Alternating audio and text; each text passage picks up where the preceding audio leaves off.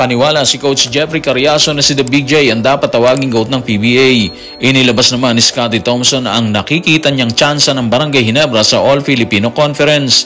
Nabulgar naman ang totoong estado ni RHJ sa TNT Tropang 5G. Pagsalang niya sa Asia Cup, nananatiling nakabinbin. Tutukan po natin ang lahat ng yan. Pero bago yan, pakisubscribe, like and share na lang muna para pareho tayong updated sa pagpasok ng 10 para mabuo ang ngayon ay 50 PBA Greatest Players. Walang pag-aanilangan na tinukoy at ibinandera ni Coach Jeffrey Cariaso ang pangalan ni The Big J bilang greatest player of all time ng PBA nang matanong ng media. Sa kanyang pahayag ay binigyan din ito na hindi lamang ambag ni Jawo kung hindi ang itinanim nitong NSD sa Barangay Ginebra na patuloy na nagdadala sa prangkisa sa tugatog ng tagumpay sa kasalukuyang panahon ang dapat tingnan ng mga sumusubaybay. Narito ang kanyang pahayag.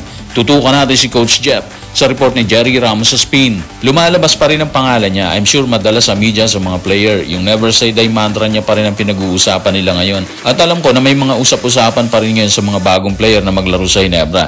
Hindi nila nakakalimutan na si Jaworski ang nagdala ng ganitong feeling at paraan ng paglalaro. Dapat siya yan dahil sa tingin ko, sa totoo lang, siya ang isang tao na kapag naisip mo ang PBA, siya ang maiisip mo. Grabe ha, sa ngayon 79 years old na po si Jaworski, matagal nang retired, matagal nang hindi nakikita ng lahat pero nananatili ang iniwan niyang bakas dito sa PBA. Totoo naman yung sinabi ni Coach Jeff, di ba? Kapag sinabi mo kasi na PBA, may isip mo kagad si Jaworski. Lalo na yung kanyang never say die attitude sa paglalaro. Yung tipong talo na pero makikita mo sa kanya yung pagpupursige kahit ilang segundo na lang na natitira sa bakbakan, di ba? Kaya para kay Coach Jeff, kahit pinahirapan din sila ni Jaworski nung time niya sa Alaska, kasama si Coach Tim Cone, si Barriento, si Bong Hawkins, si Jolas at marami pang ibang players ng Alaska nung panahon na yon, mararamdaman mo yung respect nila sa nag-iisang living legend. Makikita at mararamdaman mo yung sinasabi niya na dapat si Jaworski ang GOAT ng Philippine basketball. Medyo sayang lang kasi hindi nakita ng mga kabataan ngayon kung paano bumanat ang isang Jaworski sa bakbakan, di ba? Bilang playing coach ng Barangay Ginebra, bilang motivator ng kanyang players habang sila yung nasa ilalim. Sayang din kasi base sa pagkaalala natin, wala siyang formal na pagre-retiro. Hindi siya yung tipo ng coach or player na nagpaalam talaga para magretiro. Pumasok kasi siya nung time niya sa politik eh. Anyway, marami mang taon ang nalaga sa dahon ng panahon para kay Coach Jeff at sa fans ng Barangay Ginebra, nag-iisa si Jaworski. Hanggang ngayon, yung never say die attitude na pinauso niya, nananatiling buhay sa puso at isipan ng bagong henerasyon ng players ng Barangay Ginebra. Ang kupunan na minsan ay pinamahalaan ni The Big J. Kung sa tingin at paniwala ni Coach Jeffrey Cariaso ay GOAT ang nag-iisang The Big J, tahasa namang inilabas ni Scottie Thompson ang tsansa ng Barangay Ginebra sa kasalukuyang ginaganap na Philippine Cup kung saan hindi nila kasama si Justin Brownlee bilang import. Kaya naman ang tanong ng bayan, ano nga ba ang chance ng Barangay Ginebra ngayong conference? Base na rin kay Scottie Thompson. Tutukan natin ang mga sinabi niya sa report ni Olmin Leyva ng Philstar. Looking forward kami sa All-Filipino Conference. Alam namin na kailangan namin kumayod ngayong conference para mag-gel pa kami at makapag-adjust sa pagkawala ni Justin Brownlee kasi All-Filipino to eh. At handa kami sa hamon. Maraming malalakas, especially San Miguel and of course TNT ulit.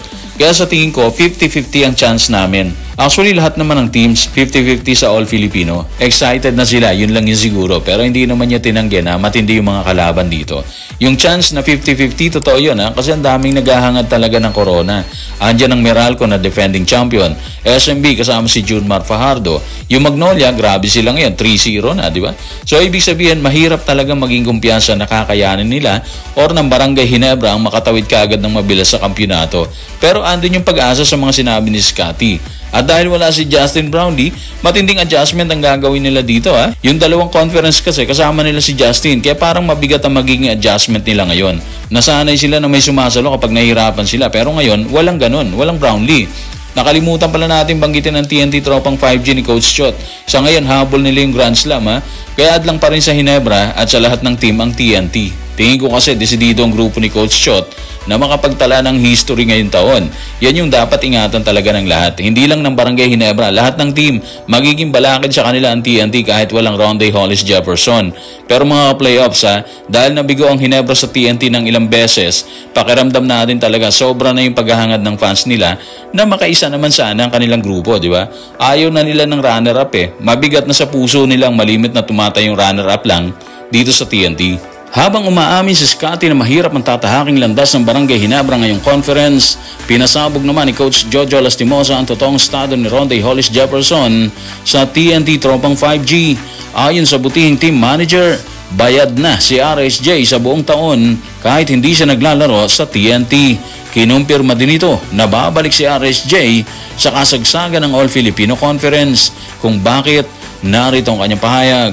Tutukan natin si Coach Jolas sa report ni Jerry Ramos sa Spin. Pinirmahan na ni Ronde ang kanyang kontrata para bumalik sa Governors at Commissioners Cup.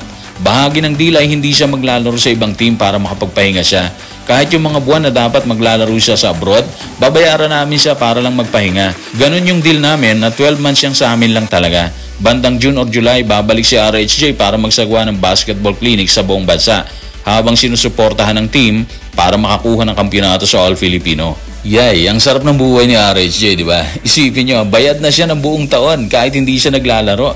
Bibihira yung ganun ha, lalo na kung import ka pa. Hindi lang yan, sigurado tayo na malaki yun kasi MVP Group 2 eh. Tapos may kalibre naman talaga or karapat dapat lang naman talaga na tumanggap ng malaking sweldo etong si RHJ. 3 kampyonato ba naman tapos 3 beses na best import din. Parang kung ikaw si RHJ, hihingi ka talaga ng malaki-laking kontrata. Yung pabor na pabor sa'yo, di ba? At ito na yun, bayad siya kahit hindi siya naglalaro. Dapat maglalaro siya sa abroad, di ba? Tapos babalik siya dito sa Pilipinas next season. Pero tinapala na kagad ng MVP Group ang paglalaro niya dito sa ibang bansa. So naiisip niyo ba kung gaano kalaki yun? Siyempre tanong din dyan, yung magiging stint ni RHJ dito sa FIBA Asia Cup para sa bansang Jordan. At alam niyo ba sinasabi sa report, pag-uusapan pa raw po yan. Ibig sabihin pwedeng maglaro or pwede rin na hindi na talaga kasi nga bayad na siya sa buong taon eh. Binayaran na ng TNT Tropang 5G. Sa isang side wala pa rin kasiguruhan kung hindi talaga siya magagamit ng Jordan dito sa Asia Cup. Pero kung sakali lang na hindi talaga pumayag ang MVP Group na maglaro siya, siguro wala siyang magagawa kundi sundin ang kontrata ng TNT, di ba? Parang ganun lang yon. So guys, maraming salamat.